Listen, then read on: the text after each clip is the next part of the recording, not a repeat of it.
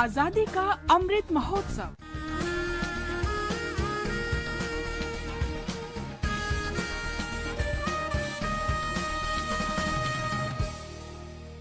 आजादी का सफर, आकाशवाणी के साथ एक राष्ट्र का जन्म। भारत का शानदार स्वाधीनता संघर्ष आधुनिक विश्व के महानतम संघर्षों में से एक है। आकाशवाणी आपके लिए रोजाना ला रही है इसी शानदार संघर्ष की झलक।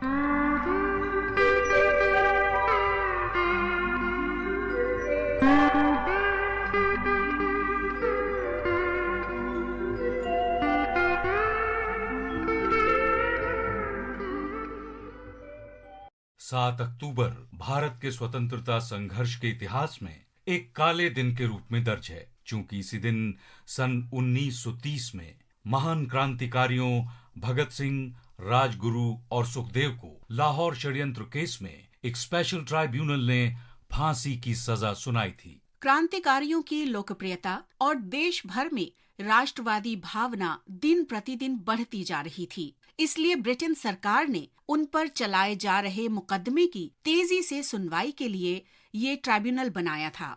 वायसरॉय लॉर्ड इरविन ने 1 मई 1930 को आपातकाल की घोषणा कर दी और इस मुकदमे के लिए हाईकोर्ट के 3 न्यायाधीशों का एक विशेष ट्राइब्यूनल गठित करने का अध्यादेश जारी किया। 2 जुलाई 1930 को हाईकोर्ट में बंदी प्रत्यक्षीकरण याचिका द्वारा इस अध्यादेश को चुनौती दी गई। याचिका में तर्क दिया गया कि वायसराय को केवल कानून व्यवस्था भंग होने की शर्त पर ही अध्यादेश लाने और ऐसा ट्राइब्यूनल गठित करने का अधिकार है।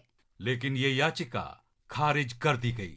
7 अक्टूबर 1930 को ट्राइब्यूनल ने 300 पृष्ठों का फैसला सुनाया। फैसले का निष्कर्ष ये था कि ब्रिटिश पुलिस अधिकारी जॉन सॉन्डर्स की हत्या में भगत सिंह, सुखदेव और राजगुरु का दोष सिद्ध हुआ है और उन्हें फांसी की सजा सुना दी गई।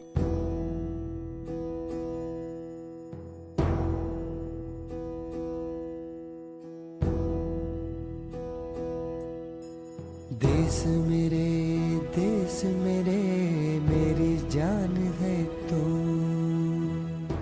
7 अक्टूबर के ही दिन स्वाधीनता आंदोलन की वीरांगना एस.एन. सुंदरामबाल की जयंती भी है। उनका जन्म तमिलनाडु के तिरुप्पुर में आज ही के दिन 1913 में हुआ था। विनम्रता और सादगी की प्रतिमूर्ति एस.एन. सुंदरामबाल हमेशा आंदोलन में आगे रहीं। अपने नवजात बच्चे के पालन पोषण के दौरान भी उन्होंने आंदोलन में भाग लेना जारी रखा। वो सरल और विनम्र व्यक्तित्व की धनी थीं।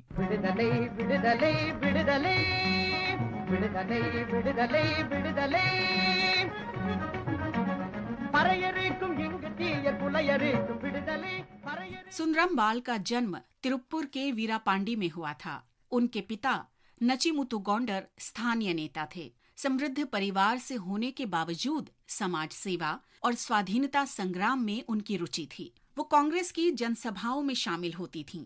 1928 में ऐसी ही एक सभा के दौरान महात्मा गांधी ने आंदोलन के लिए जनता से दान की अपील की। 15 वर्ष की सुंदरामबाल मंच पर आईं और अपने सोने के कंगन उन्होंने गांधी जी के सामने रख दिए। महात्मा गांधी ने इसके बजाय उन्हें देश की स्वतंत्रता के लिए अहिंसक आंदोलन में शामिल होने को कहा।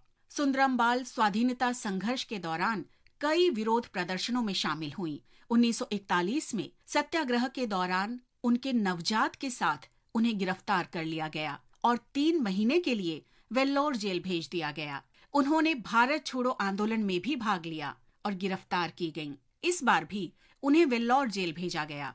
1943 में सुंदरामबाल ने ब्रिटिश सरकार के विरोध में तिरुप्पुर में एक विशाल प्रदर्शन आयोजित किया, जिसके बाद उन्हें गिरफ्तार करके 3 माह के लिए जेल भेज दिया गया। स्वतंत्रता के बाद उन्होंने जिले में किसानों के कल्याण कार्य में सक्रिय रुचि ली और उनके लिए कई विरोध प्रदर्शन भी आयोजित किए।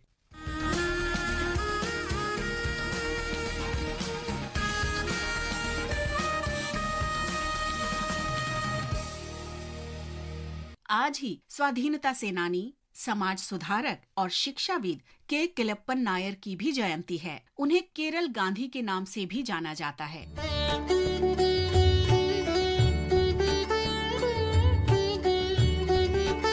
वे नायर सेवा सोसाइटी के संस्थापक सदस्य और अध्यक्ष थे। 1930 में उन्होंने नमक सत्याग्रह का नेतृत्व किया और पय्यानूर तट तक गए और नमक बनाया। उन्होंने अस्पृश्यता और जातिगत भेदभाव के विरोध में भी अथक लड़ाई लड़ी। नायर ने केरल के एकीकरण में महत्वपूर्ण भूमिका निभाई। वो 1952 में संसद के लिए चुने गए।